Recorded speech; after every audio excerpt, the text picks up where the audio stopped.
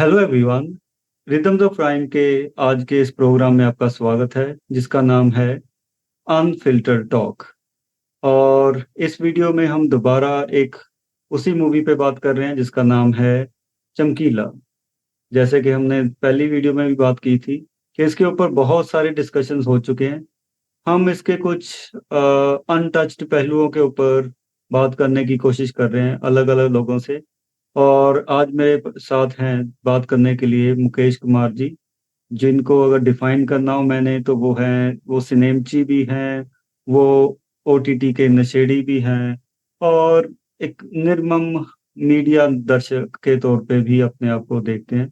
तो उनसे बात करते हैं आज। और आज हम जो विषय लिया है इस वीडियो में हमने वो है फ्रीडम ऑफ स्पीच। तो अभी मुकेश जी अपना फर्स्ट इम्प्रेशन के बारे में बात करेंगे इस मूवी को देख के, फिर उसके साथ साथ हम डिस्कशन को आगे बढ़ाएंगे। जी मुकेश जी। चमकीला फिल्म के माध्यम से इम्तियाज अली ने जिस विमर्श को खड़ा करने का प्रयास किया है, मैं उस पर अपनी बात रखूंगा। वह है अभिव्यक्ति की स्वतंत्रता और उसके साथ साथ क्या प्रतिबंध लगाए जाते हैं। ये चमकीला की कहानी एक ऐसे दौर की कहानी है जब पंजाब में दहशत का माहौल था, खून की होली थी, भयानक माहौल था। और ऐसे दौर में एक लोक गायक अमर सिंह चमकीला, जो जुराबे बनाने का काम करता था, उसने लोक संगीत में एक शिखर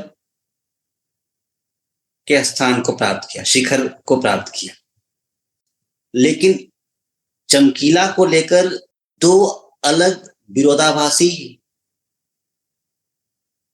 दौर को देखा जा सकता है या विचारधारा को देखा जा सकता है। एक तरफ वो कहते हैं कि जवान दिलों की मुस्कान, बुजुर्गों की शान, पंजाब के धड़कते दिलों की सितारे और आपके आंखों के तारे। तो दूसरी तरफ उसे कुछ लोग सोशल दरिंदा या गंदा सा बंदा कहते हैं। कुछ लोग कहते हैं कि वह मिट्टी की उपज है, नीचे लोगों की रमज है। तो कुछ लोग कहते हैं कि वह ठरक और लचर लचर गानों के लिए जाना जाता है। एक तरफ लोग कहते हैं कि वह अपने गानों से समाज में गंदगी घोल रहा है, समाज को गंदा कर रहा है। तो कुछ ऐसे लोग भी हैं जो कहते हैं कि वह मिर्जा मलंग है और गरीबों का मसीहा है। तो इन दो अलग अलग विचारधाराओं के बीच इम्तियाज अली ने यह स्थापित करने का प्रयास किया है, यह बताने का प्रयास किया है कि लोगों को क्या सुनना है और क्या नहीं सुनना है, यह फैसला कौन करता है। क्योंकि इस फिल्म में एक महिला पत्रकार है, उनका सवाल है कि दुनिया भर में अपने गंदे और अश्लील गीतों के लिए आप जाने जाते हैं, औरतों को सस्ते तरीके से पेश करते हैं, अपने गानों में उन्हें वस्तु के रूप में प्रस्तुत करते हैं। तो चमकीला का जवाब होता है कि हर किसी की सही और गलत सोचने की औकात नहीं होती, और मेरी भी नहीं है। मुझे तो बस जैसे तैसे जिंदा रहना था और मैं चांस नहीं लेता, इसलिए वो अपने तर्क देता है। और वो कहता है कि, और फिर आगे वो गायक तर्क देता है कि इस दुनिया में ज्यादातर लोग मेरे जैसे छोटे लोग हैं और उन छोटे लोगों की यही पसंद आता है, इसलिए मेरे गाने चलते हैं। कुछ लोग कहते हैं कि वो दिल की बात है, उनकी लोकप्रियता है। लेकिन कुछ लोग कहते हैं, जो एक डीएसपी का डीएसपी का कैरेक्टर है, उसने कहा है कि समाज को मैला करता है तुम्हारा ये गाना, ट्रक ड्राइवर और पिंडू देहाती लोग सुनते हैं, और तुमको क्या लगता है कि ये समाज के लिए अच्छा है। तो इन दो परस्पर विरोधी विचारधाराओं के बीच चमकीला को हम पाते हैं। और चूंकि इस फिल्म में नायकत्व का दर्जा चमकीला के लिए देने का प्रयास किया गया है, इसलिए चमकीला के प्रति आपकी सहानुभूति पैदा हो इसलिए इम्तियाज अली ने उनके समर्थन में तर्क गढ़ा है।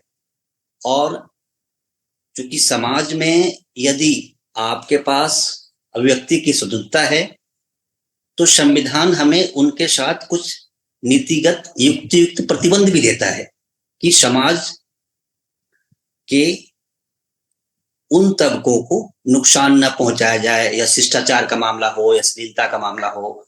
लेकिन ये रेखा काफी बारीक है, चूंकि यह फिल्म पूरी तरह से चमकीला के नायकत्व और व्यक्तित्व को उभारने के लिए बनाई गई है, इसलिए हम उनके पक्ष को अधिक स्पष्ट तौर पे सुनते हैं, देखते हैं।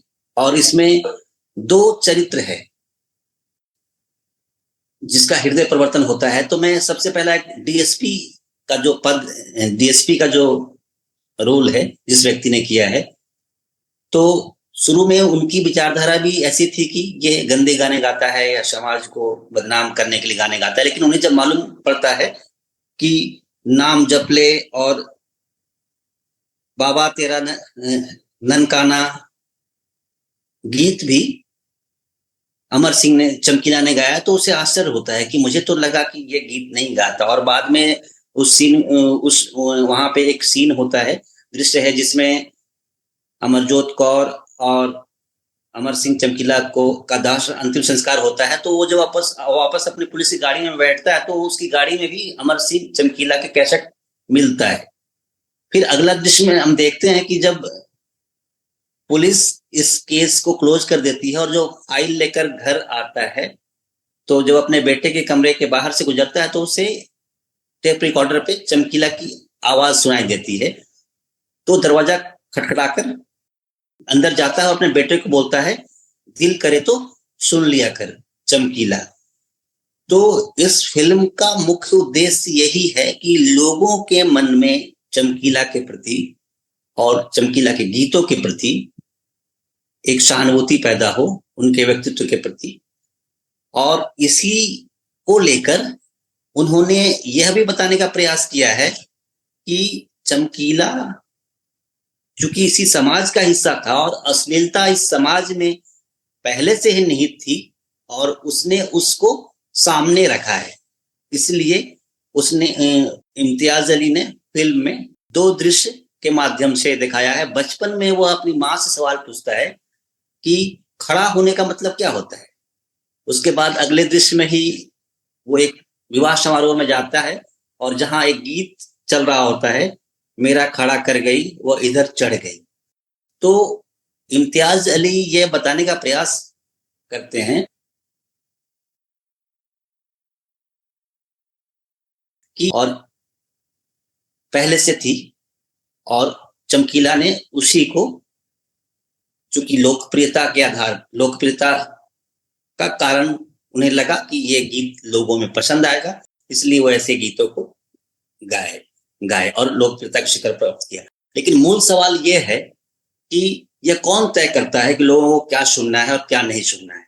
और फिल्म इसी केंद्र बिंदु के इर्द गिर्द घूमती नजर आती है, मुझे ऐसा लगता है जी। तो जो इस समय पे जो डिस्कशन चल रही थी, जब फिल्म जो रिलीज हुई है, अब तो सारा कुछ सबड्यूड हो गया है। वो सारा कुछ देखने सुनने के बाद ही हम ये बात कर रहे हैं।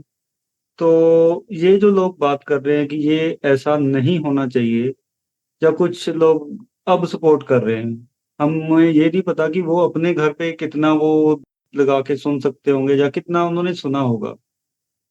तो ये कोई वैसे कोई आर्गुमेंट नहीं है कि आप अपने घर में क्यों सुन लो, अपनी बहन के साथ सुन सकते हो या नहीं।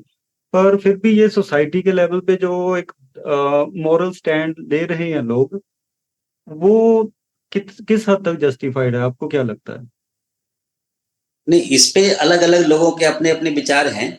इस फिल्म में इसी को जस्टिफाई करने के लिए एक संवाद है कि ये दुनिया ना समझदारी से नहीं चलती है, यह बस चलती ही है और इसके चाल के साथ ही जिसको जो चल करना है बस कर लेना है, समझना नहीं है।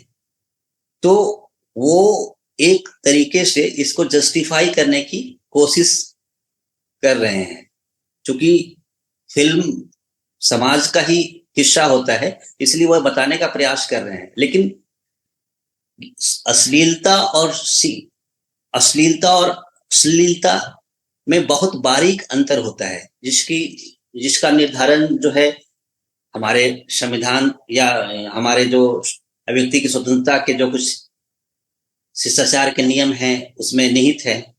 तो ये मैं मानता हूं कि अभिव्यक्ति की स्वतंत्रता होनी चाहिए, लेकिन उसके साथ साथ कुछ युक्त प्रतिबंध भी हैं जिनका हमें पालन करना चाहिए। अगर हम डिवीजन करके देखें और एक्सेप्टेबल है या होती जा रही है, पर इसके गानों में कुछ लोगों को फूहड़पन ज्यादा लग रहा है अश्लीलता के बजाय। तो वो आपको क्या लगता है कि वो किस हद तक सही है कि फूहड़ ज्यादा है गाना? जो अगर फूहड़ गाने भी हैं, भले वो लोकप्रिय ही हों, लेकिन अगर समाज के निर्धारित मापदंड पर नहीं उतरते हैं तो ऐसे गानों का हम्म। प्रसार नहीं होना चाहिए। वो किसी भी भाषा में हो, अश्लीलता और फूहड़पन जो किसी भी भाषा की गंभीरता या उसकी संवेदनशीलता को खत्म करती है। मैं जैसे जो हम कि बाकी बिहार भाषा हाँ हाँ मैं हाँ, जो कि मैं भी वही उसी पे आने वाला था कि बाकी भाषाओं के बारे में हम बात करते हैं। कुछ पॉलिटिशियंस हैं जो सिंगर भी हैं, उनके जब वो किसी कोई स्टैंड लेते हैं, मॉरल स्टैंड, जहाँ जब वो खड़े होते हैं इलेक्शन में, तो उनके वो गाने निकाल निकाल के मीडिया में ऑपोजिशन दिखाती है कि ये देखो, ये आपके ये व्यूज थे उस टाइम पे। तो जी वो वो उसको क्या धोया जा सकता है? क्या वो उससे कट ऑफ कर सकता है कि आर्टिस्ट एज एन इंडिविजुअल अपने आप को, कि अगर वो जैसे इसने धार्मिक गाने गाए, धार्मिक गाने गा के क्या वो कर पाया अपने आप को? अब जो रिएक्शन हमें दिख रहा है, तो उससे किस हद तक आपको लगता है कि वो अ, उसकी इमेज सुधार पाया? हमें ये नहीं पता कि उसने इमेज सुधारने के लिए थे या वो भी सिर्फ एक कमर्शियल पर्पस के लिए थे। अगर हम माने कि इमेज सुधारने के लिए भी थे वो गाने, तो क्या उसकी इमेज सुधरती दिख रही है आपको कुछ? चमकीला के संदर्भ में अगर कहूं तो उन्होंने जो धार्मिक गाने गाए वे दबाव में ही गाए, क्योंकि वो उसकी पहचान भी नहीं बना पाया। क्योंकि चमकीला को लोग उनके धार्मिक गीतों की वजह से नहीं जानते हैं, उनके वो गीतों की वजह से जानते हैं जो जो लोकप्रिय जो गीत थे, वो द्व्यर्थी या फूहड़, जैसे बापू सड़ा गुम हो गया, या फिर मेरी पाक मोहब्बत भाभी है, जैसे गीतों की वजह से है। उनकी उनकी लोकप्रियता धार्मिक गीतों की वजह से नहीं है। और जहां तक भोजपुरी के जिन कलाकारों के प्रति आपका इशारा है, तो कलाकार की एक हैसियत होती है और रोल मॉडल की तरह होता है समाज में, लोग उसे एक रोल मॉडल के रूप में देखते हैं। तो ऐसे अश्लील गीत जो उन्होंने गाए हैं, वो उनका पीछा कभी नहीं छोड़ेगी। और वो उनके लिए हमेशा हाल के इंटरव्यू में मैं देख रहा था कि वो कह रहे थे कि मुझे अफसोस है कि मैंने वैसे गाने गाए, क्योंकि अब उन गानों से पीछा नहीं छुड़ाया जा सकता। क्योंकि वास्तव में वो गाने परिवार के सभी लोगों के साथ बैठ के न सुना जा सकता है, न देखा जा सकता है। तो कोई तो एक पैरामीटर हमें यह तय करना होगा कि जो श्लील है या अश्लील है, उस उसकी परिभाषा में हमें उन्हें देखना होगा। तो इसी संदर्भ में मैं वो देख रहा था कि जैसे वो अब पब्लिक फिगर बन चुके हैं, वो पॉलिटिशियन, और वो मतलब एक क्लीन या समाज के लिए काम करने वाला एक इमेज तो है, कम से कम एक अगर पब्लिक रिप्रेजेंटेटिव है, तो क्या वो होने से उनका और ज्यादा बढ़ जाता है वो कि ऑपोजिशन और ज़्यादा बढ़ जाती है कि मतलब मैं चमकीले के साथ जोड़ने की कोशिश कर रहा हूँ, अगर वो धार्मिक गाने ना गाता तो शायद इतना बड़ा अब्रप्ट रिएक्शन जो अब आ रहा है उस टाइम का तो हम कह नहीं सकते। अब आ रहा है वो शायद एक एक जनरेशन पास होने के बाद और ज्यादा आ रहा है, क्योंकि सेंटिमेंट्स पॉपुलर मीडिया में, सोशल मीडिया में या पॉलिटिक्स में भी कंजर्वेटिव साइड पे जा रहे हैं, तो इसलिए भी रिएक्शन ज्यादा आ रहा है क्योंकि उसने धार्मिक गाने, उसको टच करना सेक्रेड चीज को, जबकि वो गाने ही हैं, वो गुरबानी तो उसने गाई नहीं है, पर फिर भी उस सेक्रेड सब्जेक्ट मैटर को टच करना उसका ज्यादा बड़ा क्राइम बनता है कि वो अब उसको और ज्यादा ऑस्ट्रेसाइज हो रहा है वो। मैं समझा नहीं, क्या पूछना चाह रहे हैं आप? मतलब जैसे पॉलिटिशियन बन गया कोई सिंगर, तो उसका पास्ट और ज्यादा कुरेदा जा रहा है। ऐसे ही जैसे अगर चमकीला धार्मिक गाने उस टाइम पे ना गाता तो क्या अब उसकी एक्सेप्टेंस, जहाँ उसका जो ऑपोजिशन है वो कम होता? आपको क्या लगता है? नहीं, ऐसा कुछ नहीं है। हर व्यक्ति का अतीत कभी पीछा नहीं छोड़ता है। तो वो चमकीला वो गीत गाता, धार्मिक गीत या नहीं गाता, उससे बहुत फर्क नहीं पड़ता। आज की तारीख में वो बहुत फर्क नहीं पड़ता, क्योंकि उसकी लोकप्रियता फूहड़ और अश्लील गीतों की वजह से है, जो सबाल्टर्न लोगों की पसंद का कारण बना। उसका पसंद, क्योंकि जब फिल्म में आपने देखा कि जब वो फिर वो वैसे गीत गाने छोड़ देता है, तो लोग उससे बार बार उसी चीज की डिमांड करते हैं कि वो आप वही गाओ, क्योंकि चमकीला उन्हीं गानों की वजह से बना था। उन्हीं गानों की पैदाइश ही थी वो चमकीला की। तो वो धार्मिक गीतों के लिए नहीं बना था।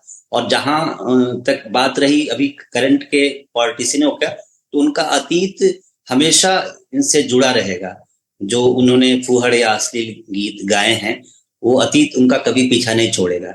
उसे डिजिटल फुटप्रिंट को अब मिटाया नहीं जा सकता है।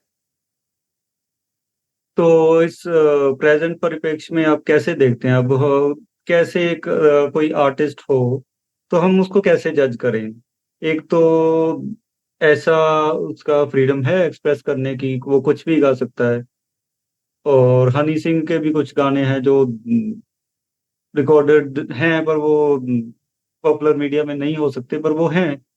और जो हमें वैसे भी देखते हैं प्लेटफॉर्म पे भी, वो उस लेवल का नहीं है, पर उसको भी, हनी सिंह को हम बहुत बड़ा सिंगर नहीं मानते क्योंकि उसका सब्जेक्ट मैटर वैसा है। तो आप फाइनल, आपका अगर मैं वर्डिक्ट जानना चाहूँ तो आप कहाँ देखते हैं कि कोई मिडिल ग्राउंड हमें मिल सकती है कि क्या जो देखने वाले, कंज्यूम करने वाले सिर्फ वही डिसाइड करेंगे कि क्या प्रोड्यूस होने वाला है? नहीं, ये काफी विवादास्पद मसला रहा है हमेशा से ही। क्योंकि जो लोग फ्रीडम चाहते हैं, अभिव्यक्ति की स्वतंत्रता में, वो अपने लिए अपने तर्क ढूंढते हैं कि हाँ, मैं सही कह रहा हूँ। और उनका दूसरा पक्ष है, वो कहते हैं वो गलत है। तो इस मुद्दे को लेकर कई बार संविधान में जो भी अनुच्छेद है, उसकी व्याख्या माननीय सुप्रीम कोर्ट हमेशा करता रहा है। और इसमें कई केसेस आपको देखने को मिलेंगे कि अभिव्यक्ति की स्वतंत्रता में कई केसेज हैं और कई मामले ऐसे आते रहे हैं। और जब इसकी कोई स्पष्ट व्याख्या विवेचना नहीं की जा सकती कि हाँ हमें, क्योंकि जो ऐसे गीत गाता है उनके अपने तर्क हैं। वो एक कहता है कि हमें क्या देखना है, हमें क्या सुनना है, ये ये फैसला हम दर्शकों पे छोड़ दो। और जो दूसरा पक्ष है, वो कहता है कि इसका नकारात्मक प्रभाव समाज पे पड़ रहा है, इसलिए आप ऐसा गाना गाना छोड़ दो। तो दोनों के अपने अपने तर्क हैं और ये काफी विवादास्पद मुद्दा है। रचनात्मकता बनाम अश्लीलता शुरू से ही विवादास्पद मुद्दा रहा है। और इस फिल्म में चमकीले के माध्यम से इसी बहस को और इसी विमर्श को उठाने का प्रयास किया है इम्तियाज अली ने। जी, तो आज की हमारी जो डिस्कशन है उसका मेन मकसद भी यही था कि एक क्वेश्चन को उठाना और उसको समझने की कोशिश करना कि अगर रिएक्शन भी आ रहा है, तो वो क्यों आ रहा है? और वो किस हद तक सही है और वो जो गाने वाला है, वो किस हद तक सही है? फाइनल वर्डिक्ट इस पे बहुत सारे क्वेश्चन्स ऐसे हो सकते हैं समाज में जिसके हम अपनी तरफ से वर्डिक्ट देंगे तो वो एक तरीके का प्रिस्क्रिप्शन ही होगा कि आपको ये करना है, आपको ये नहीं करना। और अगर हम एक ये थोपेंगे किसी पे कि ये सुनना है, ये सुनना नहीं, ये भी हाँ, एक तरह की ये हिटलरशाही होगी कि विचारों की अभिव्यक्ति का उल्लंघन ही होगा, ये तय करना। इसीलिए हम हुँ, उन दर्शकों पे या उन श्रोताओं पे ही छोड़ देंगे कि वो अपने विवेक के अनुसार ये तय करेंगे कि हाँ, उन्हें क्या देखना है। क्योंकि सरकारें संविधान और नियम कानून बनाती है और उसी के आधार पे उनका पालन होना चाहिए, मेरा ये कहना है। जी। तो आज की डिस्कशन को हम इसी नोट पे ख़त्म करते हैं कि ये जो कुछ सवाल हैं, इसका जवाब हमने नहीं देना। आर्टिस्ट है जो उसको वो पता होना चाहिए कि ये सवाल है। सबसे पहले उसको पता होना चाहिए कि ये कुछ सवाल हैं और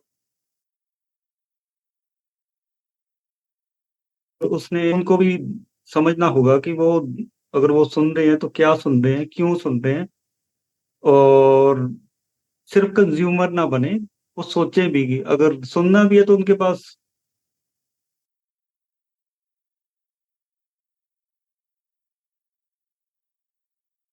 पब्लिक प्लेटफ़ॉर्म पे ले जाना किस हद तक सही है या नहीं है, वो समाज ने डिसाइड करना है। हम एक वीडियो में बैठ के हम डिसाइड करने वाले कोई नहीं है।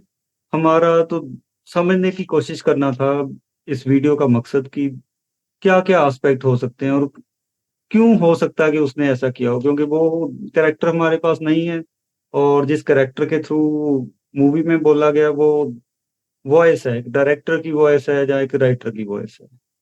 तो उस वॉइस का ही हम एनालिसिस कर सकते हैं कि उसने एक जो तर्क दिए हैं, वो कितने सही हो सकते हैं या लॉजिकल कितने हैं। तो मुकेश जी बहुत अच्छा लगा आपसे बात करके और आज की वीडियो हम यहीं पे समाप्त करते हैं। इस मूवी का कोई और एस्पेक्ट होगा तो उसके ऊपर हम फिर मिलेंगे और नहीं तो किसी और टॉपिक पे हम बात करेंगे और नेक्स्ट टाइम तक के लिए goodbye and thank you. Rhythm of rhyme ने मुझे मौका दिया, इसके लिए आपका बहुत बहुत शुक्रिया। शब्बा खैर, गुड नाइट।